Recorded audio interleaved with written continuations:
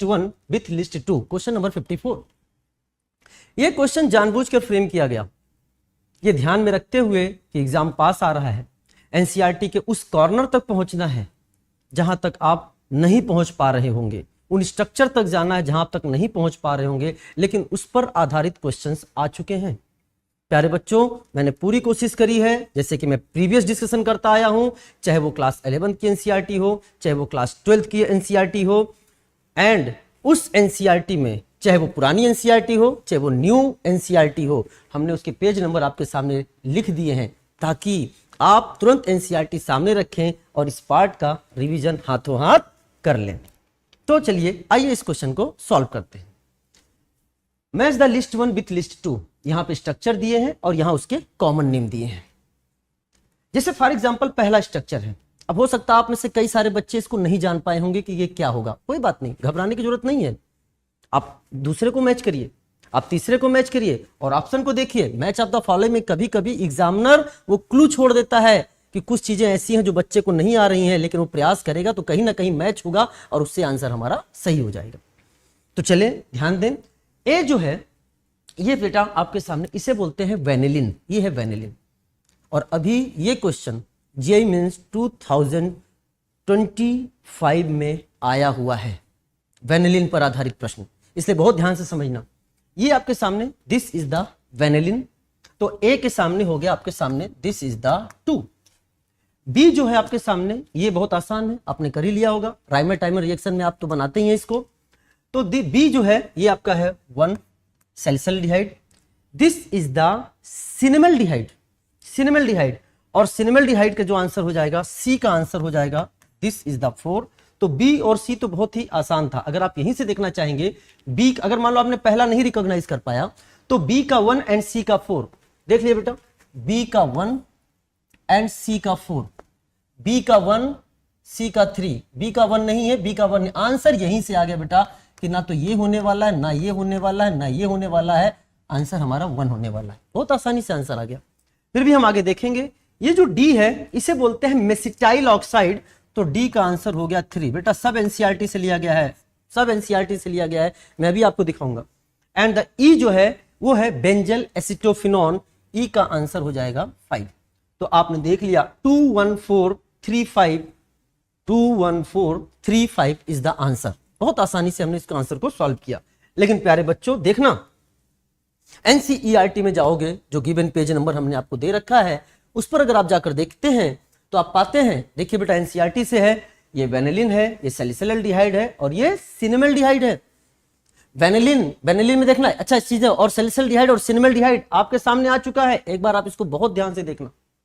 दूसरी बात करें तो जब हम एसीटोन का एल्डोल कंडेंसेशन कराते हैं, जब हम एसीटोन का एल्डोल कंडेंसेशन प्रोडक्ट लेके आते हैं, तो जो प्रोडक्ट बनता है that product is called as, that product is called as, ये जो लिखा है 4 मिथाइल पेंट 3 इन 2 ओन, क्या है बेटा, इसका कॉमन नेम क्या है, this is the mesityl oxide.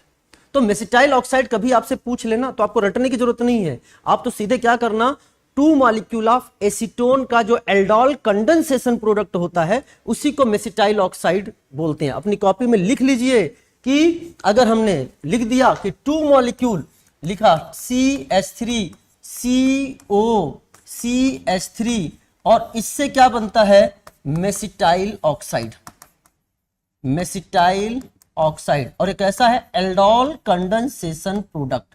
Aldol ACP का मतलब है एल्डोल कंडेंसेशन प्रोडक्ट क्या है, मेसिटाइल ऑक्साइड। ये आपको बेटा याद रखना है, ठीक है। दूसरा है, ये भी आपके एनसीईआरटी का है, कि जब हम बेंजल्डिहाइड की रिएक्शन कराते हैं एसिटोफिनोन के साथ, टेम्परेचर भले 20 डिग्री सेंटीग्रेड ही है, बहुत कम टेम्परेचर है, हाई टेम्परेचर पर एल्डोल कंडेंसेशन होता है, लेकिन कुछ ऐसे कंपाउंड होते हैं जहां हाई टेम्परेचर की रिक्वायरमेंट नहीं होती, कम टेम्परेचर पर ही, लो टेम्परेचर पर ही एल्डोल कंडेंसेशन हो जाता है। ये उसका एग्जांपल है, अपने एनसीईआरटी का है, this is called benzyl acetophenone. ये नाम ही कह रहा है, चीख चीख कर चिल्ला रहा है कि मेरा संधि विच्छेद करो, तो मैं बेंजल मतलब बेंजल्डिहाइड एंड एसिटोफिनोन से बनने वाला एल्डोल कंडेंसेशन प्रोडक्ट है। और वहां पर आपको क्लास में बताया गया है कि अगर carbon carbon double bond, carbon carbon double bond carbon oxygen double bond के अलावा एक्सटेंडेड कॉन्जुगेशन में हो, जैसे फॉर एग्जांपल यहां एरोमेटिक रिंग के साथ है, तो आपके सामने लो टेम्परेचर पर ही एल्डोल कंडेंसेशन हो जाता है। तो आपको याद रखना पड़ेगा, ये कॉमन नेम है। मेस्टाइल ऑक्साइड पूछा है, कई बार पूछा है, समझ में आया? मेस्टाइल ऑक्साइड ने पूछा इसका आईयूपैक नेम बताओ, मेस्टाइल ऑक्साइड ने पूछा इसके पाई इलेक्ट्रॉन कितने हैं, लेकिन मेस्टाइल ऑक्साइड का स्ट्रक्चर नहीं दिया था। जेईई मेंस की बात कर रहा हूं मैं। तो जब वहां आ सकता है तो अपने नीट में क्यों नहीं आ सकता? हमें हर तरह के क्वेश्चंस के लिए तैयार रहना है। तो ये कुछ चीजें थी एनसीईआरटी से, मैंने पूरा डिस्कस कर दिया, चीजें आपके लिए थोड़ा आसान हो जाए। तो ये पहले क्वेश्चन का पहला ऑप्शन हो गया, 54 का आंसर हो गया, that is 1। Now the next question हमारे सामने आया है, when ethanol is heated with concentrated H2SO4, ethanol that is हमने लिखा CH3 CH2OH, ये हमारे सामने है इथेनॉल, और इसकी रिएक्शन कराई जा रही है कंसंट्रेटेड H2SO4 के साथ। प्यारे बच्चों, आपने बड़ी आसानी से इस क्वेश्चन को सॉल्व कर लिया होगा, और हमने इसको हीट किया। तो उसके बाद बोलता है a gas is produced, the compound form when this gas is treated with cold dilute aqueous solution of Baeyer's reagent. Baeyer's reagent दिमाग में आते ही आ गया होगा। टेस्ट फॉर अनसैचुरेशन और विस्नल ग्लाइकॉल का फॉर्मेशन होता है। बहुत ध्यान समझना। तो ये आंसर देख के ही पता चल रहा है कि आंसर क्या होना चाहिए। उसके हिसाब से अगर हम आगे बढ़ें तो यहां डिहाइड्रेटिंग एजेंट की तरह वर्क करता है। ये यहां से वाटर निकल जाएगा और आपके सामने बन गया ethene, CH2 double bond CH2, और यहां पर हमने ले लिया बेयर्स रिएजेंट। ये ले लिया हमने बेटा बेयर्स रिएजेंट, और बेयर्स रिएजेंट लिया तो विस्नल ग्लाइकॉल दैट इज CH2 यहां पर OH और यहां पर OH का फॉर्मेशन हो जाएगा। ठीक है बेटा, and this is called as glycol, and this is the example of syn dihydroxylation. Syn addition का एग्जांपल होता है। तो आंसर आपका क्या हो जाएगा? 3rd। कितना प्यारा क्वेश्चन पूछा। अब जैसे ही आपके सामने आ गया इथेनॉल, तो यहीं पर अब आपको सारे कंसेप्ट रिवाइज कर लेने चाहिए, और मैं आपके कंसेप्ट रिवीजन में मैं आपकी हेल्प करूंगा। It's my responsibility. तो प्यारे बच्चों ध्यान से देखना, आपके लिए मैं सारी चीजें बनाकर लेके आया हूं कि ethanol undergoes dehydration by heating it with concentrated H2SO4 at 443 Kelvin और there is a formation of ethylene या इथीन। प्यारे बच्चों, अभी के अभी मैं वापस से रिवाइज करा रहा हूं, इंपॉर्टेंट है, ध्यान से देखना। ये टेम्परेचर बहुत जरूरी है। टेम्परेचर H2SO4 के साथ रिएक्शन हो रहा है, कंसंट्रेटेड H2SO4 के साथ रिएक्शन हो रहा है, लेकिन एक जगह टेम्परेचर 443 केल्विन है, एक जगह टेम्परेचर 413 केल्विन है। अगर आप डिग्री सेंटीग्रेड में बात करोगे तो एक जगह टेम्परेचर 170 डिग्री सेंटीग्रेड है और एक में 140 डिग्री सेंटीग्रेड है। 150 इथेनॉल की बात करूं, 150 डिग्री सेंटीग्रेड से ऊपर जाए तो एलिमिनेशन, 150 डिग्री सेंटीग्रेड से नीचे आए तो सब्स्टिट्यूशन। ये एलिमिनेशन का प्रोडक्ट बना है, ऊपर एलिमिनेशन का प्रोडक्ट बना है। जब 443 केल्विन लेंगे तो आपके सामने आंसर आएगा इथीन, लेकिन अगर 413 केल्विन है तो there is a formation of diethyl ether. प्यारे बच्चों, बन गया डाई इथाइल ईथर, और ये आपके SN2 मैकेनिज्म से बना, यहां सब्स्टिट्यूशन हो गया। तो ये टेम्परेचर आपको वापस से रिवाइज करना, मुझे पता है आपको याद है, लेकिन हाँ आप क्वेश्चन उस तरह से आया है तो आपको रिवीजन भी करना होगा। एंड आफ्टर दैट देख लीजिए, ये आपके सामने क्या बन गया, ये आपके सामने इथीन का फॉर्मेशन हो गया। हमने अच्छा, ये याद होना चाहिए आपको, लिख कर नहीं देगा बेयर्स रिएजेंट कभी कभी क्वेश्चंस में। तो डाइल्यूट KMnO4 273 केल्विन मतलब कोल्ड, 273 केल्विन मतलब कोल्ड, ये रिप्रेजेंट करता है किसको? कोल्ड।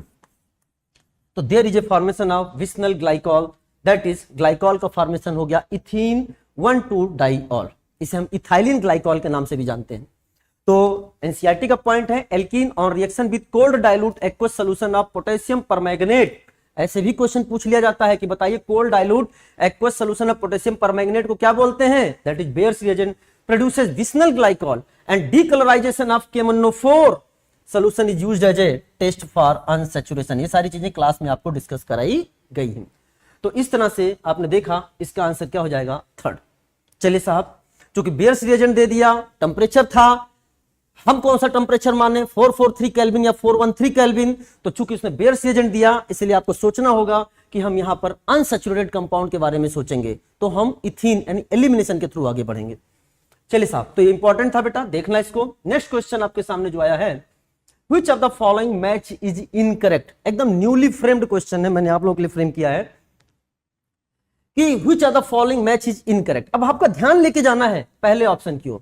वैसे ऑप्शन ऐसे बनाए गए हैं कि आपसे आंसर गलत करवाने के पर्पज में नहीं, मैं आपके सिखाने के पर्पज से क्वेश्चन बना के लेके आया हूं, क्योंकि आंसर तो आपने निकाल ही लिया होगा। लेकिन सीखिए बेटा, पहला जो आपके सामने लिखा है उसने बोला कि इसका नाम ग्लाइसिल एलेनिन है। कहीं नाम दिया है, कहीं डिजीज दिया है। अब आपको खुद से सोचना है कहीं नाम है कि डिजीज है कि क्या क्वेश्चन पूछ रहा है उसके बारे में, वो आपको खुद से सोचना है। तो ये है ग्लाइसिल एलेनिन। क्या ये ग्लाइसिल एलेनिन है? ग्लाइसिल एलेनिन क्या होता है? This is a dipeptide. अब सुनो कैसे इसको पढ़ा जाए, कैसे इसको पढ़ा जाए। ये जो आपके सामने पेप्टाइड बॉन्ड दिख रहा है बेटा, प्यारे बच्चों ध्यान सुनना, ये जो आपके सामने CONH ये पेप्टाइड बॉन्ड दिख रहा है, इसको आप ऐसे तोड़ दीजिए और यहां पे आप सोच लीजिए OH और यहां पे सोच लीजिए H। तो ये आपका ग्लाइसिन अमाइनो एसिड है, ये आपका एलेनिन अमाइनो एसिड है। ग्लाइसिन और एलेनिन से बनने वाला dipeptide is called glycyl alanine. Glycine और एलेनिन, जो लास्ट वाला अमाइनो एसिड है उसका पूरा नाम लिखते हैं, उसके पहले जितने भी हो डाइपेप्टाइड, ट्राइपेप्टाइड, एन पेप्टाइड, तो उसमें क्या करते हैं, ग्लाइसिन इन हटा के YL लगा देते हैं, तो नाम क्या हो गया? This is called glycyl alanine. एकदम नाम सही है। चलो एक चीज और सिखाता हूं यहीं पर।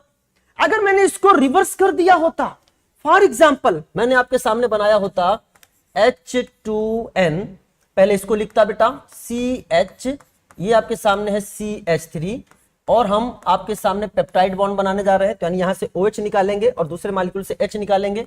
ये आपके सामने आ गया NH और इधर आएगा CH2 COOH। प्यारे बच्चों इसको ध्यान से डिकोड करने की कोशिश करो। पेप्टाइड बॉन्ड को तोड़ो, यहां पे आपके सामने OH, यहां के आपके सामने H। अब ये क्या नजर आ रहा है? This is the alanine and this is the glycine. तो अब आप कैसे नाम लिखोगे? Alanyl glycine. कैसे नाम लिखना होगा बेटा? This is called as alanyl glycine. मैंने बोला था इन हटा के YL लगाना है, तो नाम होगा इसका दिस इज कॉल्ड एलेनिल ग्लाइसिन। बेटा याद रखना, ग्लाइसिल एलेनिन अलग बात, एलेनिल ग्लाइसिन अलग बात। ये डिफरेंट डाइपेप्टाइड बन गया है, डिफरेंट डाइपेप्टाइड का फॉर्मेशन है। बेटा एनसीईआरटी ने वन वर्ड का भी इस्तेमाल किया है, तो अगर वन वर्ड में लिखोगे तो इस डाइपेप्टाइड को अपन लिखते हैं GA और इस डाइपेप्टाइड का नाम हो जाएगा AG। समझ में आया? तो ये डाइपेप्टाइड को भी ध्यान से देखना, उसका नाम कैसे लिखा था। यानी पहला नाम सही है, मेरा पर्पस था आपका रिवीजन कराना। ये एनसीईआरटी से है, इधर देखो बेटा ये बना हुआ है, हमने एनसीईआरटी से उठाया है। दिस इज क्या? ग्लाइसिल एलेनिन, ग्लाइएला। इसे ग्लाइएला बोलेंगे तो उसे क्या बोलेंगे? दूसरे वाले को क्या बोल देंगे बेटा? This is called Ala Gly. This is called Ala Gly. दोनों डिफरेंट डाइपेप्टाइड हैं। मुझे पूरा विश्वास है कि अगर आप यह वीडियो सोल्यूशन देख रहे हैं तो आप जरूर कुछ ना कुछ सीख रहे हैं। ठीक है बेटा। Vitamin B1 is called thiamine. Vitamin B1 is called as thiamine. और बेटा अगर ये थियामीन है तो बता, इससे जो डिजीज होती है, डिफिशियंसी डिजीज, बेरी यानी आपका उसने क्या पूछा है आपसे? उसने इनकरेक्ट पूछा है, तो आपका ये करेक्ट है, आपका ये भी करेक्ट है। याद रखना थाइमिन नहीं, थाइमिन क्या होता है? Nitrogenous base. मैंने पहले भी बताया थाइमिन अलग बात, थियामीन अलग बात। Thymine is a nitrogenous base. Is it clear? कौन सा? पायरिमिडीन वाला। Now the starch is a polymer of alpha D glucose. Is a polymer of alpha D glucose. लेकिन उसने क्या लिख दिया? उसने लिख दिया बीटा डी ग्लूकोज। नहीं साहब, ये गलत हो गया। अगर हम इसकी बात करते हैं तो बेटा जो बीटा डी ग्लूकोज है, यह बनाता है, उसे बोलते हैं सेलुलोज। सेलुलोज होता तो बीटा डी ग्लूकोज सही होता, लेकिन यहां पर क्या है? स्टार्च है तो अल्फा डी ग्लूकोज। यानी ये क्या है? ये स्टेटमेंट गलत है, क्योंकि स्टार्च से एसोसिएटेड है alpha. Answer third is a incorrect. Sucrose is a non reducing. Yes, sucrose non reducing.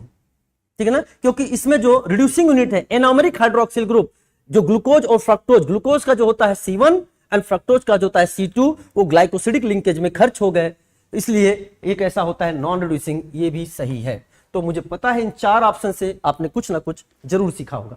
चलिए बेटा आइए, मैं पूरी कोशिश करता हूं मेरे हर पेपर में कम से कम एक क्वेश्चन बायोमॉलिक्यूल का रहे, प्यूरिफिकेशन ऑफ ऑर्गेनिक कंपाउंड में रहे, and qualitative and quantitative analysis. हम लोग सारे लोग जो अनअकैडमी के टीचर्स हैं वो इसी बात पर ध्यान में रखते हुए फिर क्वेश्चन को फ्रेम करते हैं। चलिए आइए ध्यान रखते हैं। तो ये आपने सीख लिया बेटा। Now identify products A and B. A and B. फिर आया डाइल्यूट KMnO4, ये जे मेंस का आया हुआ बहुत प्यारा क्वेश्चन है, बहुत ध्यान समझना। डाइल्यूट KMnO4 273 केल्विन, क्या है ये? This is the bears reagent. This is the bears reagent. और बेयर्स रिएजेंट क्या होता है? पाई बॉन्ड को तोड़ दे, 2 OH को विस्नल पोजीशन पर जोड़ दे, विस्नल पोजीशन पर जोड़ दे। तो बताओ क्या है? यानी यहां से बॉन्ड टूटेगा, OH एंड OH जुटेगा। ये देखो A क्या हुआ?